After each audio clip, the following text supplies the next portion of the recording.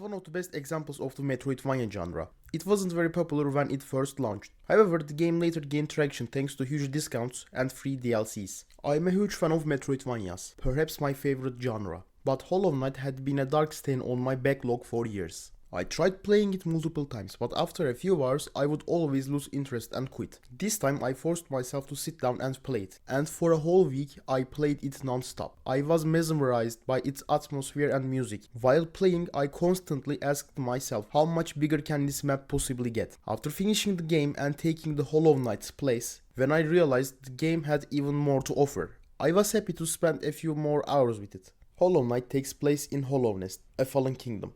The game doesn't present its story directly, instead it recalls to environmental storytelling, character dialogues, and world design to cover its narrative. I don't think this is a bad decision, but it did make it harder for me to immerse myself in the game. Mostly because I am not a very smart person. But after finishing the game, I spent several days researching the lore and was absolutely blown away. It has incredibly rich story. I just wish the story had been told me directly. I would have enjoyed it much more. When I first started playing, I thought my only goal was to kill the Hollow Knight. In fact, for the long time, I actually believed that I was the Hollow Knight. Hollow Knight's atmosphere is sometimes dark and melancholic, sometimes light and refreshing. However, in every region you always feel a sense of solitude, except in the Dirtmouth. Each area has its own unique color palette and art style, which adds diversity to the game's atmosphere. The music is one of the most important aspects of the games for me. Hollow Knight's music conveys the epic nature of the journey. The melodies and ambient effects that play during exploration perfectly match the regions we travel through, creating a peaceful and immersive atmosphere, while the boss battle tracks enhance the glory and threat of the bosses, complementing their designs. Hollow Knight's art style is perhaps its most recognizable feature. The character designs are simple, easy to draw and memorable. My drawing skills are terrible, but just look at this.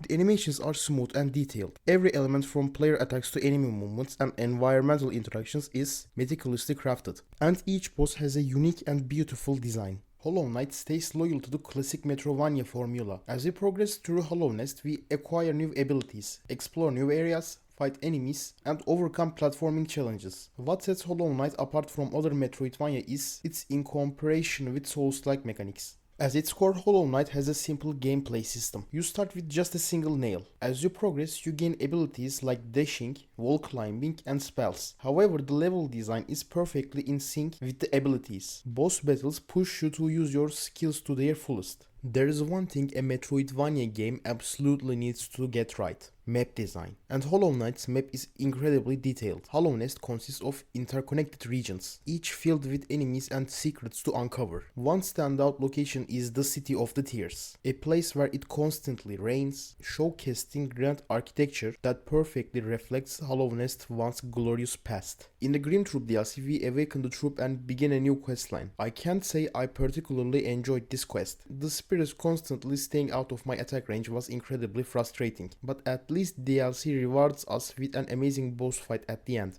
The Godmaster DLC is something we tackle only after fully mastering the Hollow Knight's mechanics. It introduces brutal boss rush challenges that culminate in a spectacular final boss battle. Godmaster brings together every boss from the main game, while also introducing new, more powerful versions of them. My favorite part of this DLC is that it finally let us fight the Nail Masters and Slay. The only thing I ever wanted was for Hollow Knight Silksong to be centered around the greatest character in gaming history, Zod the Mighty. But I guess there's nothing I can do about that.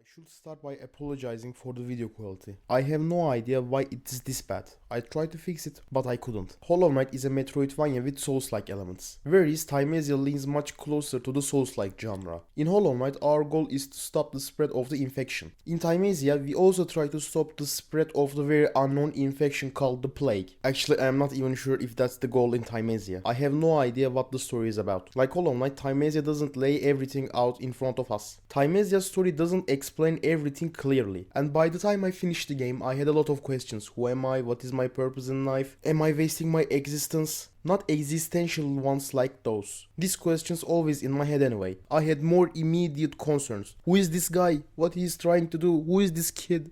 And do I know the answer to these questions? No.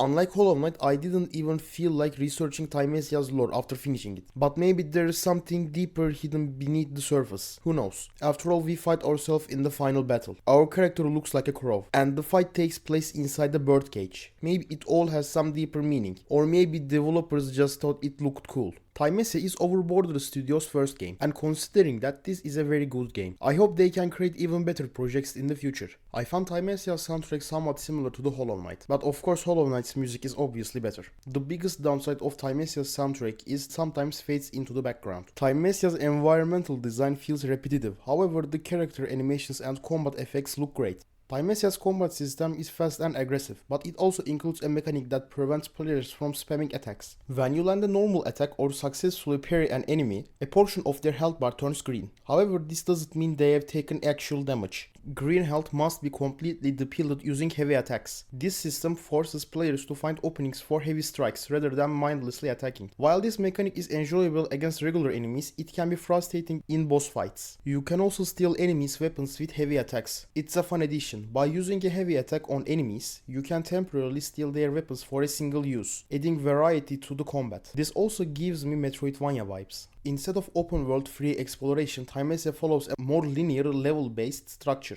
with separate areas making up the game's world. While this limits the sense of discovery, it does prevent players from getting lost and artificially prolonging the game. Enemy variety is quite limited. The same enemies appear through the game with slightly altered designs, offering little real diversity. The number of bosses is also low, with only 2 or 3 truly memorable encounters. This is one of the game's biggest flaws. In terms of difficulty, Thymesia is much easier compared to an average Souls-like game. The biggest reason for this is overly forgiving parry mechanics. The skill tree includes upgrades that make parry so effortless that it barely requires reflexes, significantly simplifying combat. If you never played a From Software game before, Thymesia can serve as a great introduction to the Souls-like genre. Its linear level design ensures that players don't lose the way, making the experience more manageable. Additionally, the skill tree is simple, allowing players to focus on combat without worrying about complex abilities. For newcomers, it offers a relatively easy-learn, non-intimidating Souls-like experience. That's for the video, thanks for watching and don't forget to subscribe so I don't get kicked out of my mom's basement.